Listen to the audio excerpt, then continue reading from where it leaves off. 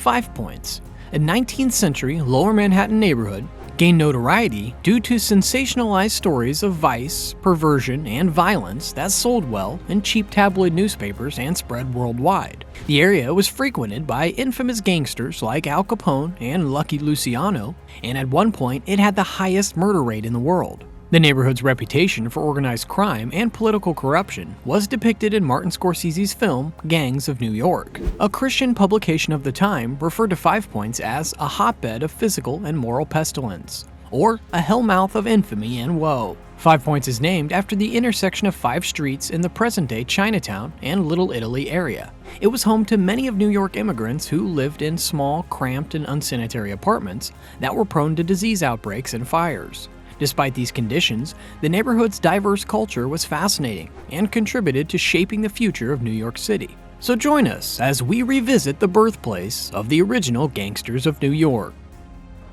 Creating the neighborhood.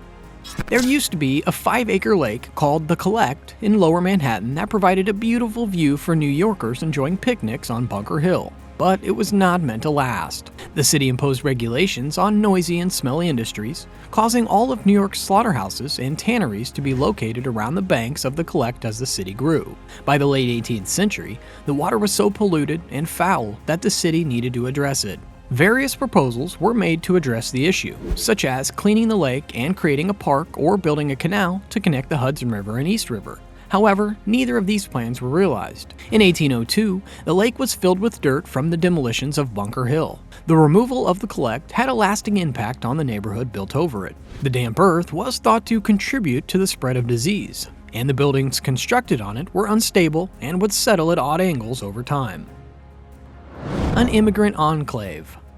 The residents of Five Point were mainly recent immigrants from Ireland, Italy, or China, with a significant number of Jews, black people, and German immigrants also residing there. Claudia Milton's article describes how the thriving black community along the shores of the Collect were transformed into the infamous Five Points by 1840. It is worth noting that prejudices against the inhabitants of Five Points may have distorted depictions of the neighborhood. The first wave of Italian immigrants arrived in the 1840s, with many more coming in the 1880s. They settled in an area of Five Points known as Mulberry Bend, which became the first Little Italy and home to thousands of recent Italian immigrants. At the same time, millions of Irish immigrants faced discrimination and were unable to secure many of the city's better-paying jobs. This led them to seek the cheaper housing that was available in Five Points. As per Five Points, most Chinese immigrants lived to the east of Five Points before the Civil War. By the 1870s, however, the area around Baxter Street became known as the part of the city in which all the Chinese live. While most other immigrant communities had dispersed throughout the city, the Chinese community remained and eventually became what remained of Five Points, which evolved into Chinatown over time. Tenement housing.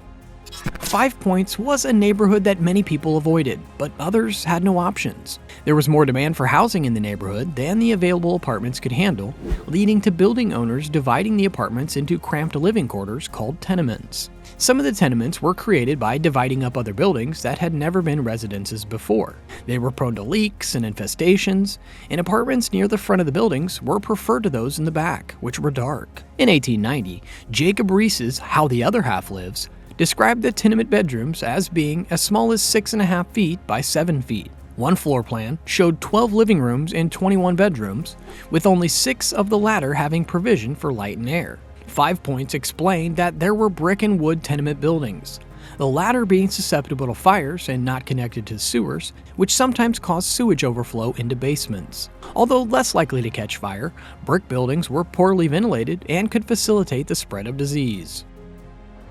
Crime rates. The tabloids sensationalized the deviance and violence in 5 Points, but the residents who already endured terrible living conditions and the threat of diseases were also at risk of violent crimes. According to Pace University, some sources claimed that 5 Points had the highest murder rate worldwide, with an average of 15 murders every night, and in one tenement building called the Old Brewery, having a murder every night. However, some historians believe that these numbers were exaggerated, and the prejudice against the black, Jewish, and immigrant populations of 5 Points might have influenced people's perceptions of the neighborhood. 5 Points was also notorious for organized crime.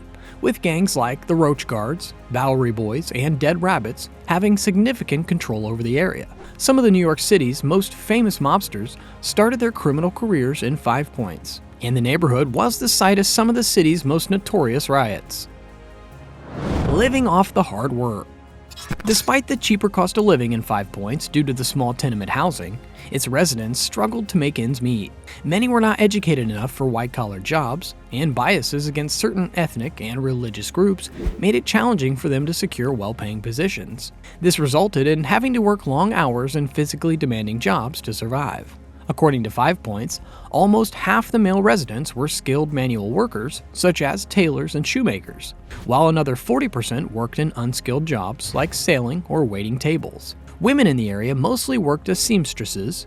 Ethnicity played a significant role in determining available job opportunities. For instance, Jewish residents were more likely to work as glaziers and tailors, while Black and Irish immigrants had more unskilled jobs than their German counterparts. Children living in Five Points also had to work to support their families, with young girls working as street vendors and sweepers, young boys shining shoes or selling newspapers on the streets.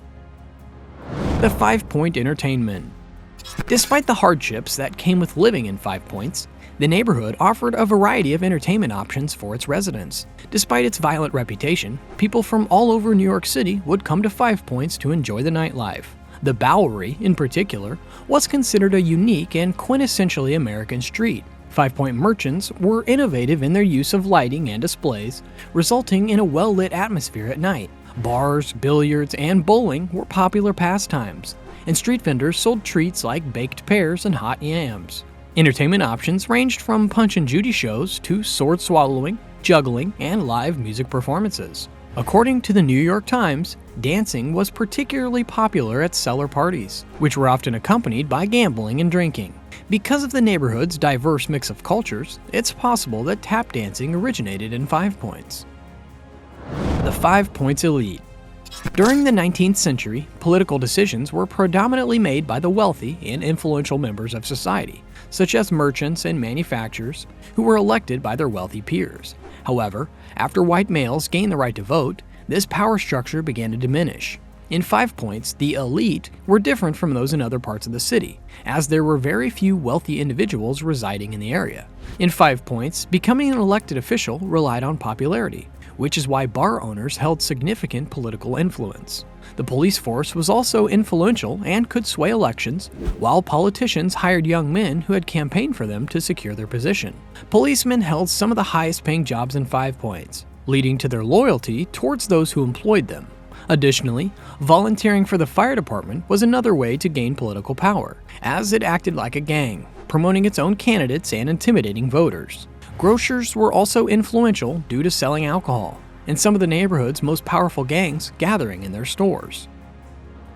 Roach Guards, Dead Rabbits, and Plug Uglies.